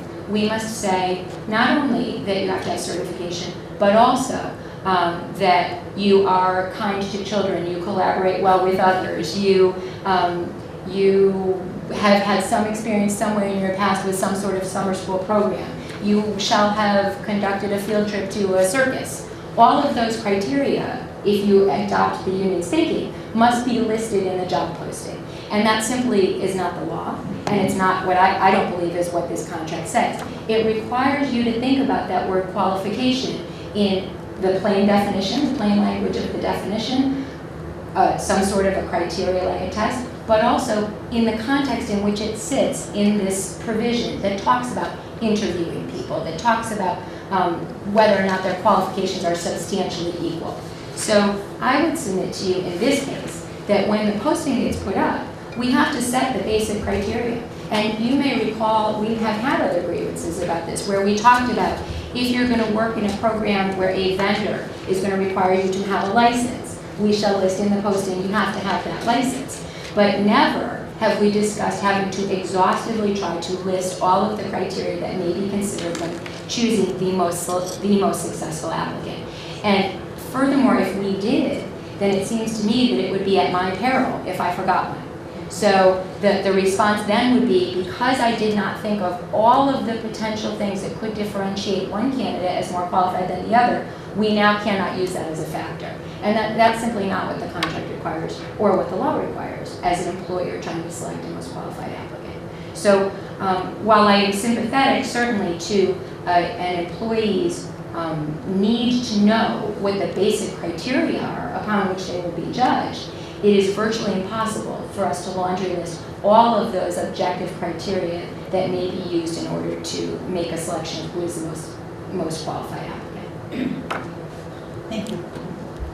Does anyone have any questions of him? Just a question about the interviews. Were all the candidates interviewed? My understanding, and I don't have Mr. Sanastero here tonight, but my understanding was either that people were phone interviewed or that they were spoken to in some fashion, but I'm going to defer at this point to whatever the affidavit said because they're not here to be Our two grievance certainly were not interviewed. But do we know that nobody was interviewed, sir? I don't know that. I don't know that. Well, all of those who were selected worked in the building. And in fact, that was one of the factors that was a thumb on the scale for the people who were selected, was that they were working with those children in the building. They knew them the best. They knew the curriculum. They knew what happened there. Okay, but the two who did that were not hired. Yes. The two complainants, I believe that's what Yes. they're called. They were working in the building? No, they were not. Oh. The two grievance did not work in the building. In fact, one of them was a middle school teacher. Okay, thank you very much. I'm sorry. That's very important. It is. Because I was under the impression of the conversation that they were employed in the building. No, the two grievance did not work in the building. I see the names. Go ahead. Yeah, I just want to make sure I get this clear. According to Section 3, it says qualified teachers who apply for the position through the above process shall be granted an interview for said positions. Mm-hmm. So it is my understanding that the two people who are grieving were not given an interview. I think we would dispute it. In fact, it's the first I heard of it was tonight. So after all the conversations we've had about this grievance, I had never heard anyone exclaim that they were not interviewed. So I can't answer that tonight. Okay, and can we answer about the other 9 that were hired? Were they given an interview? There was never an assertion that no one was interviewed, so I never followed up on that question. It's the first, after step 1, step 2, step 3, and all the conversations, I have never heard the allegation that no one was interviewed. Okay. Alrighty, it's your opportunity, Mr. Kennedy, if you have something to refute. Yeah, I just want to quickly. Oh, wait a minute, excuse me. I'm sorry. If he wants to refute, that's fine, but I have a few more questions. Oh, so right ahead. Go ahead. Okay, my other question is, under B, it says, these positions that are covered by this article are caused by certain stipulations. One of them is being a new position. Would this summer position be considered a new position? I say no. I don't think this provision applies to these positions. So, do you have some place in the teacher's contract that talks about positions like summer positions that may not be considered new positions to the district, but are positions that are reoccurring each year? No, I believe the only position, and I would have to comb through it again, but off the top of my head, the only position that is even referenced in the contract like that sets the rate of pay for the director of summer school. And that's the only clause I can think of that refers to any other position like that. And what about your coaching positions or your positions that, like after-school coaches? Are those positions that have to be reposted each year? Are they, once you're in it, you've got it forever? What? They're not reposted each year. They're part of the contract, or the hours are part of the contract on the back of the contract. There's an Appendix G, and they tend to be fairly fluid. In other words, some of those positions may use more or less hours than are listed. This is a very old list that we try to keep current, but as you can imagine, things change fairly frequently. But this list in the back is the list that we use in my office to look at and to confirm who's doing what of these extracurricular activities, and it sets the number of hours that they work in a rate of pay. And it's not something that's posted every year? No, to my recollection, it's only when there's no longer a volunteer who next wants to do it. Okay. Right. So are there any other positions in the district other than the summer school positions that reoccur and have a posting? I cannot think of any as I sit here today. Ready, Gladys? You got a question? Let someone else. I'm sorry? Let someone else, then. Did somebody else, David? Yes, just for my own clarification, on the posting, there's obviously an hourly rate, and this is the same regardless of the step that the teacher's on during the normal school year? That's correct. So regardless of seniority, everybody gets the same? That's correct. I just want to make sure I understood that. I know it's here in black and white, I just want to make sure. Go ahead. You're all done? No. Gladys, go ahead. Maybe it's a dumb question. I want to know, you didn't do the interviews for the summer schools. I don't want you to name the person. Someone else that's in charge of summer school did the interviews. You have to understand, we run several summer schools. So we have a Title I summer school program, we have a special ed summer school program, we have now several middle school summer programs. So all of the screening and the selection and the hiring recommendations are decentralized. But all these people, I don't want to cut, because Yeah. I lose my thought, and The I age really quick. administrator. All these people that we're talking about, these people applied for the position at Morris Street. And others as well, yes. And others. Yes, yes. And so as we're having this discussion about the proper remedy here, one of the things that occurred in this situation was that there were openings in other buildings that were offered to these two women who were not selected for Morris Street, and they did not accept those positions. Okay. And so the district's legal position on that is that every grievant has an obligation to make all efforts to mitigate their damages, to offset what they believe they're owed by accepting another position. And when they fail to do that, it then means that the amount of money that they can collect, their damages, is reduced almost to nothing. Thank you. All righty, if no one on the board has any more questions. So what is a timely fashion? You had said that June it was, I guess, posted, or the people were told that they were given the position July, and then the grievance wasn't filed until November. What is timely fashion can mean, I can think differently than you do on what a timely fashion is. Is there some rule about how many months we have to file a grievance? Yes. The contract provides that you shall file a grievance within 45 days of the day in which you knew or should have known that your grievance arose. Now, I will tell you that there is also a provision in this contract that provides that when things arise over the summer and no one is harmed by delaying until the next school year, that there is a provision to do that. And we have had many occasions where we have grievances that are about to come due, maybe in late June, middle of June, that we hold over to the next school year. But again, as I said earlier, the reason why there are requirements to file within a certain particular time, and the reason why there are only extensions in limited cases is because the contract is a bargaining relationship. And if you believe it has been violated, you need to give the employer sufficient time to say, gee, you know what? You might have a point here. Let me go back and look at this and make sure that that's not the case. And by waiting until November, after school has already now started, the position has been filled and served, and new positions have been declined. The district is no longer in a position to cure the problem if we were to think there was one. So that's the reason why, not only was it not filed within 45 days of the time in which these people knew or should have known that they didn't get the job, but to have delayed it under this provision that says you can wait until the next school year starts, puts us at a disadvantage because it deprives us of the opportunity to remedy the money damage. There is no choice now.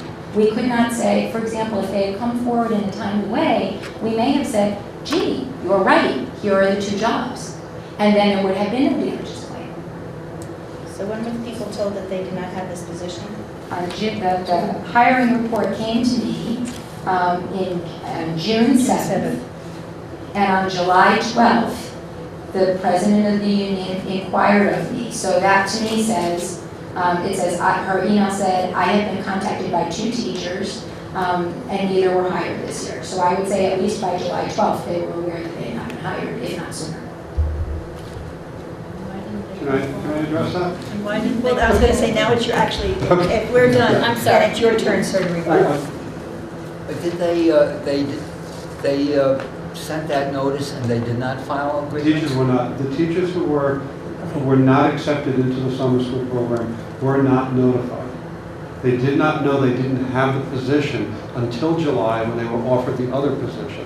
When they were offered the other position, they didn't know that they weren't being offered the Morris Street position. It didn't start until later in July. I believe the start date was July 22nd? 22nd. Right. So Cindy did contact him on July 2nd and said, I have been contacted by 2 teachers, both with over 10 years of teaching in the elementary school summer program, and neither were hired this year. Since classes don't start until August, hope it can be resolved. Clearly, the union made an effort to resolve this before the program started. The language is very clear on timelines. It's 45 school days when the issue occurred or when the grievance should have known, and it does put a pause in the summer. And we've had these similar grievances before. The resolution on this, I mean, it's a financial resolution which can be put off. The program isn't going to crumble if it's not resolved in the summer. Therefore, freezing the deadlines over the summer is reasonable. And again, we offer the opportunity to have it resolved before the summer program came into effect. If I might, I think what I'd like to do is actually submit and mark the email. Yeah. I have the copy. I'll mark that one as the absolutely. district's number 1. Okay. Are you finished your rebuttal, sir? Actually, no, I have one other, give me 1 second, I'm sorry.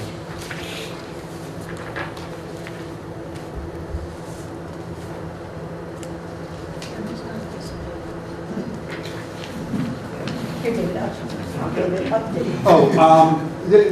As far as the issue with this being a new position, the past practice has been that summer school follows this language because from year to year, the programs change. Every year it is a new program because you don't know where the funding is coming from.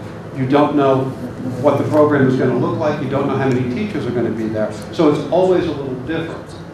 And there are other positions under this language, including department chairs, which are posted every 2 years, where qualifications are listed. They're thoroughly listed. And I've been here working with Danbury for 4 years. We haven't had a grievance on the department chair posting because those qualifications are clear and they're well listed. We don't want to tie the district's hands. We really don't. And I've said this before. You can put the qualifications you want there. Our interest is to make sure that decisions are not made in an arbitrary manner, that teachers are told up front what it takes to be eligible for that position. And we feel that the district has that opportunity. They can put almost anything in there within the bounds of law and have elected not to. Thank you. Is that it, Mr. Kennedy? Yes. All right, thank you, Mr. Kennedy. Yes. I'd just like to say, closing, another union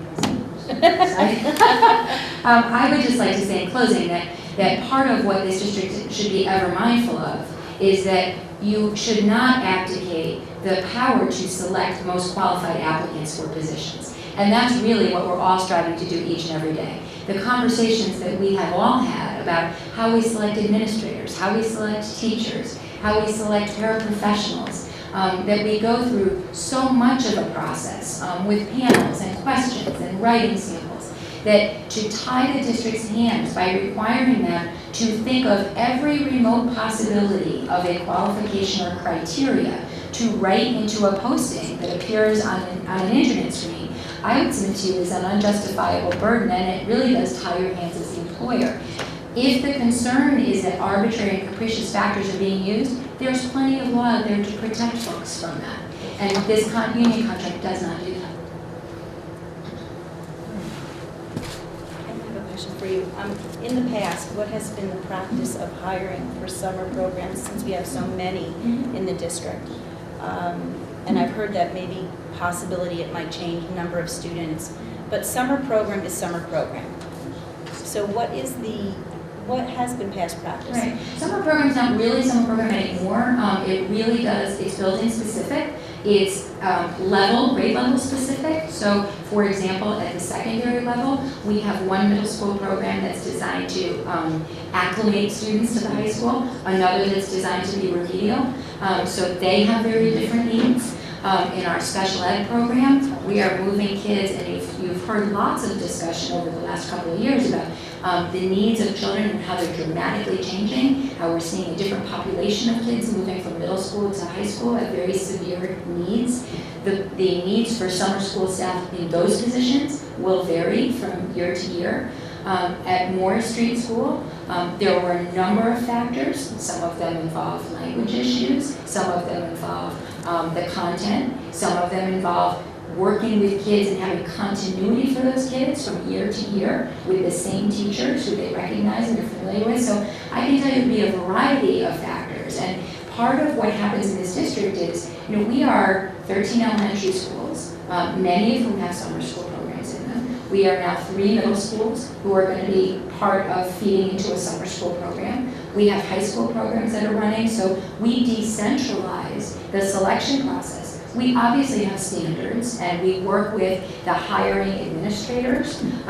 These folks were not just hired by Mr. Samsero. He had to file a final hiring report that came through the HR office. It gets screened. These people get looked at to make sure that there are people that are highly qualified, and his estimation are most qualified, having performed the process of screening and reviewing. So it really, part of it is we do try to give the administrators in those positions the authority to make selections based on these objective criteria they're applying. And so to ask all of them to generate a laundry list, and again, leaving something out at their peril, would be an undue burden. In the past, some of the postings for these other positions that are very specific to schools, have they posted under qualifications something more than secondary certification? Not at the summer school level. Not historically at the summer school level. Alrighty. If I can just... Would you like to wrap it up for us? And that's part of the reason for why we... I mean, and I do appreciate Kim putting a lot of effort into this. This was we started working on this in the summer. It was formally filed, I think it was actually October. We're hearing it now not because of lackadaisical, on either part, but we've been trying to come to a resolution, and quite frankly, we just can't. And again, our position is the language is a language. It's clear. It may not be language that you like, but it's the language that's there. I'll